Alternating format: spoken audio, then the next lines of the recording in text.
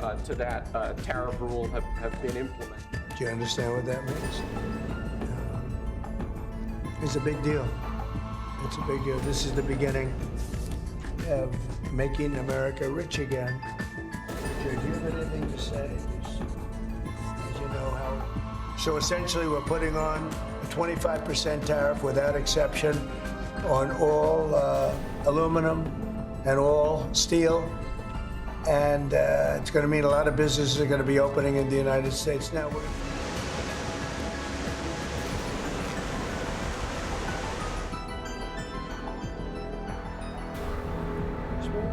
I love the steel makers. That's good. Of course, because they want to. Steel and aluminum create thousands, if not millions. 트럼프 미국 대통령 지금 보면은요 동맹국이든 아니든 지금 가리지 않고 있어요. 뭔가 하면 관세 폭탄을 막 날리는 겁니다. 일부 국가에는 또 매긴다고 했다가 또 전화 통화하고 또 철회한다고 연기한다고 또 그러기도 하고요. 지금 특히요 우리와 직접 연결이 된 제품이죠. 철강에 25% 관세를 매기기로 했습니다. 이건 저 시행된다 그래요. 이거 공식적으로 나온 건데 이 얘기 좀 해보겠습니다. 지금 많은 분들이 걱정하고 계신데 고란 경제 전문 기자 나와 계십니다. 안녕하십니까? 네, 안녕하세요.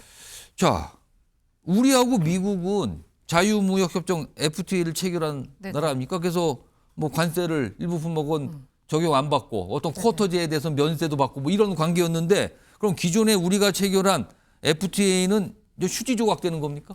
휴지 조각이 된다라고 말씀드릴 수 없는 게 예. 역시나 세율 0%를 현재 유지하고 있는 품목도 많이 있기 때문에 예. 휴지화 된다라고 볼 수는 없긴 하지만 일부 그러니까 많은 품목에 그렇지만 지금 몇 가지가 나타난 거죠. 지금 관세를 있죠. 매긴다는 게. 그러면서 미국에서는 재협상하자라는 얘기도 실제로 나오고 있습니다. FTA를 다시 협상하자고요? 거기까지 이제 끌고 가기는 조금 우리가 잘 해야 되겠죠.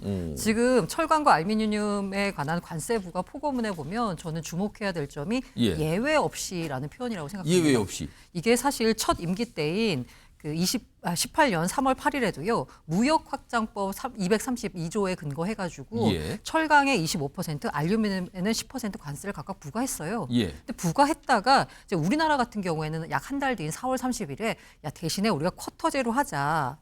최근에 수입 물량을 70%까지로 제한하는 대신에 예. 무관세로 해주겠다라고 했어요. 그런데 이런 식으로 개별 협상 및 또 캐나다나 멕시코는 예. 미국 내 그 북아메리카 3국끼리 또 무관세 협상을 맺고 있잖아요. 이렇기 때문에 이렇게 봐주고 하다 보니까 작년에 미국의 국가별 철강 수입 물량을 보면 최대 예. 수입국이 캐나다예요. 우리나라가 4등입니다. 오. 여기까지 모두 다 무관세 혜택을 받았어요. 오. 원래 관세를 25% 철강에 매긴다고 했었는데 원칙은 그렇습니다. 근데 그거에 대한 예외를 만들었다는 예, 건데. 이후에 개별 협상을 통해서 캐나다랑 멕시코는 예. 미국 내 그 북아메리카 협상을 통해서 무관세, 그리고 우리나라도 무관세, 이미 브라질도 개별 협상 통해서 무관세 예. 하다 보니까 4개국에 수출한 물량이 1,700만 톤인데 이게 다 무관세예요. 오. 여기다 유럽연합이나 일본 같은 경우에도 일정 정도까지는 무관세, 그 다음부터 관세 이렇게 예. 하다 보니까 여기가 한 500만 톤, 2,200만 톤이 무관세입니다.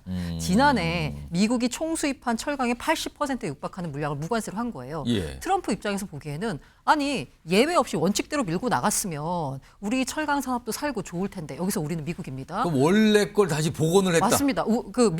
트럼프 입장에서 봤을 때는 예.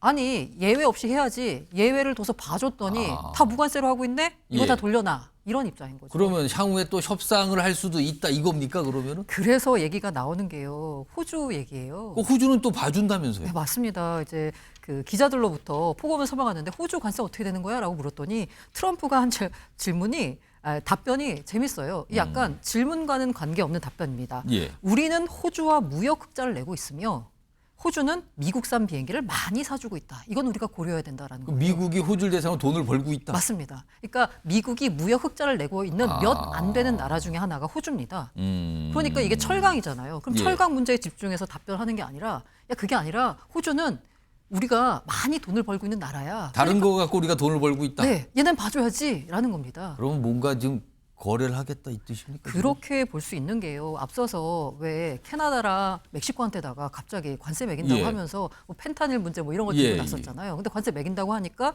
유예 기간을 뒀잖아요. 그렇습니다. 그 사이에 무슨 일이 있었냐면 전화해가지고 통화해가지고 갑자기 뭐 캐나다가 국경에다가 뭐 몇 조 달러를 투자한다는 뭐 예, 이런 예. 발표들 나왔잖아요. 뭐 불법 이민자를 막겠다는 맞습니다. 둥. 예. 이런 식으로 약간 이 관세를 가지고 뭔가 협상의 대상으로 트리거로 지렛대로 삼고 있다라고 볼 수 있는 거죠. 근데 일단 우리하고 연결된 제품이 이제 철강 알루미늄이 나왔어요. 근데 맞아요. 지금 예고가 하나 된 건데 이게 더 걱정입니다. 우리 주력 수출품인 자동차와 반도체 얘기를 또 꺼냈는데 여기다 관세 얘기를 또 꺼내놨거든요. 들어보겠습니다. 그 내용.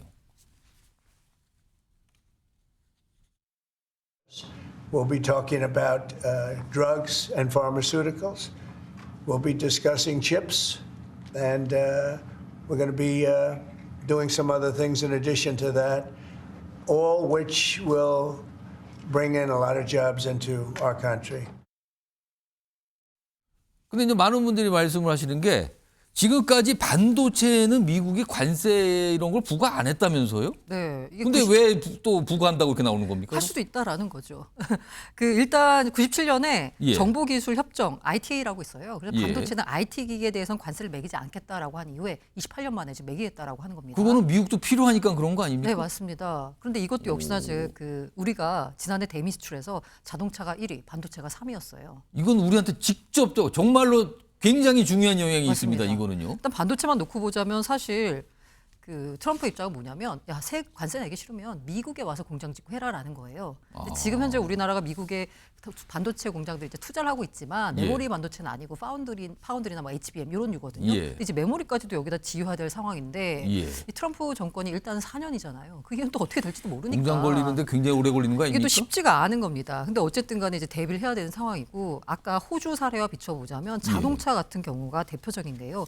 우리가 미국으로 자동차 수출을 굉장히 많이 합니다. 미국 수출 품목 1위예요. 예. 그런데 우리나라가 수입하는 건 우리가 수출하는 것에 거의 뭐 100분의 1, 10분의 1 정도 될까? 미국산이요? 네, 미국산. 우리나라 미국산 자동차 안 좋아하잖아요. 별로 선호 안 하시는데. 네, 맞아요. 예. 그러니까 이렇게 무역 불균형이 트럼프 입장에서 보기엔 너무 심하다는 거죠. 그러니까 한국은 미국에서 취할 것은 다 취하면서 정작 미국에 도움은 안 준다라는 입장이 기본적으로 있어요.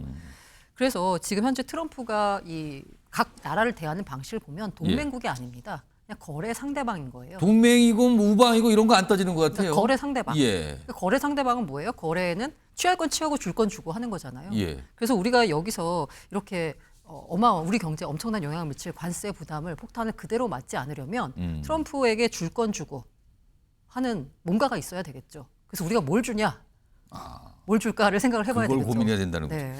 미국이 워낙 시장이 크니까 이러는 거예요. 그 힘이 있으니까. 근데 이렇게 관세를 자꾸 늘리고 높이게 되면은 미국 내의 물가 상승으로 이어져서 미국 국민들한테 피해가 가는 거 아닙니까? 이걸 트럼프 대통령도 알지 않습니까? 맞습니다. 그래서 이걸 관세를 지렛대로 삼아서 얻고 예. 싶은 걸 얻으려고 하는 거 아니냐. 실제 관세를 그렇게 올리겠다는 건 진짜가 아니다. 다른 그럴 이건 수도 있다. 수단으로 쓰려는 거다. 그래서 아까 그 캐나다에 대해서 예. 관세 매기겠다고 했을 때 예. 사실 캐나다 수입 원유에 대해서는 10%로 했어요. 더 낮게 부과한다라고 했어요. 왜 그러냐면 수입하는 원유에다가 관세를 매기면 이건 즉각적으로 물가에 반영됩니다. 예. 다른 것보다도 더요. 그렇기 때문에 원유는 우리가 예외적으로 10%로 하고 나머지는 25% 한다라고 했고 그것도 한 달 정도 유예 기간을 두기로 했어요. 그 사이에 얻을 건 얻어내겠다라는 거죠. 마찬가지로 지금 현재 트럼프 대통령이 어떻게 보면 집권을 한 이유는 뭐냐면 물가라고도 볼 수 있습니다. 그렇죠. 너무 민주당 정권 시절에 물가가 너무나 많이 올랐다. 네. 그 불만이 있었다는 거잖아요. 그 불만을 내가 해결해 줄게 하고 트럼프 대통령이 집권을 했는데 만약에 물가가 높아지면 트럼프에 대한 지지율이 떨어지기 때문에 예. 관세를 그대로 이걸 한다라고 하기보다는 지렛대 삼아서 뭔가를 하겠다는 건데 이게 이제 문제가 만약에 강대강으로 나왔을 때예요. 중국 같은 경우에 그래? 그럼 우리도 관세, 보복 관세 때릴게 예. 하면서 서로 지금 에스컬레이션 되고 있잖아요. 그 틈바구니에서 우리는 어떻게 살아남아야 될지를 고민해야 되는 거죠. 트럼프 당선 이후에 급등했던 그리고 최근에 더 급등하는 게 있습니다. 바로 금값입니다. 금값. 금값이 얼마나 올랐냐면 이런 일이 있어요. 연초 이후에 25% 올랐는데 이게 돌반지가 보통 한 돈인데 3.75g 지금 60만 원이랍니다. 이거 돌반지 아니네요, 그러면. 그래서 1g짜리로 만든 돌반지가 인기랍니다. 1g이면 60만 원 계산하면 한 16만 원 되거든요. 그래서 어떤 분이 이렇게 얘기하신대요. 요새 한도는 받기에도 민망한 가격 1g이 적당하죠. 요런 반응까지 나온다 그러는데요. 그리고 또 이런 일도 있어요. 금값이 오르니까 나타나는 현상일까요? 이게 범죄인데요. 이겁니다. 화면 좀 보겠습니다.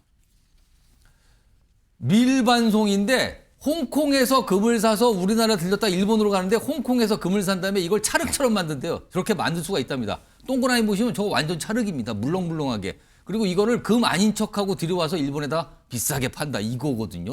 지금 뭐 한 7억 원 범죄 수익 이거 잡았다 그러는데 고랑 기자. 네. 그동안도 금값이 오르긴 했는데 최근에 급등하고 있거든요. 왜 이렇게 오르는 겁니까? 사실 뭐 트럼프가 집권하면서 취임식 이전부터 관세 때릴 거야 이러면서 여러 가지 예. 이른바 경제가 제일 싫어하는 게 불확실성이잖아요. 이게 불확실성이 높아지다 보니까 올라간다라고 볼 수 있습니다. 강경한 무역 정책, 글로벌 경기 불확실성 하니까 예. 안전자산 하면 딱 떠오르는 게 바로 금이죠. 그러니까 금을 찾는다라는 거고요. 그리고 무엇보다도 이 중앙은행들이 금을 너도 나도 사고 있어요. 아. 특히 중국, 러시아. 왜 삽니까? 중앙은행들이? 사실 특히 이제 중국 같은 경우에는 이른바 달러 패권 그리고 러시아 같은 경우에서 우크라이나전 때 미국이 스위프트망을 막아버리면서 러시아가 갖고 있는 해외 자산이 동결된 경험이 있습니다. 예. 이러다 보니까 중립적인 어떤 자산을 갖고 가야 된다. 중립적인 자산은 미국의 달러에 좌지우지 되지 않는 거. 가장 오래된 바로 금이죠. 금을 산다는 거고 또 인플레이션 우려가 있기 때문에 예. 역시나 금을 선호하는 거죠. 그러니까 아까 소개했지만 금값이 오르니까 뭐 이상한 방식의 밀수도 나타나는데 지금 보면 한 지역의 한 지자체가 옛날에 황금박지상을 하나 만들었는데 그게 2005년부터 만들어 2008년에 만들어졌는데 그때 27억 원을 줬대요. 근데 그때 비판 많이 받았거든요. 왜 만드냐고. 근데 지금 이 가격이요 270억 원에 달합니다. 엄청난 투자가 뜻하지 않게 된 셈이 됐습니다. 이렇게 금값이 올라 있습니다.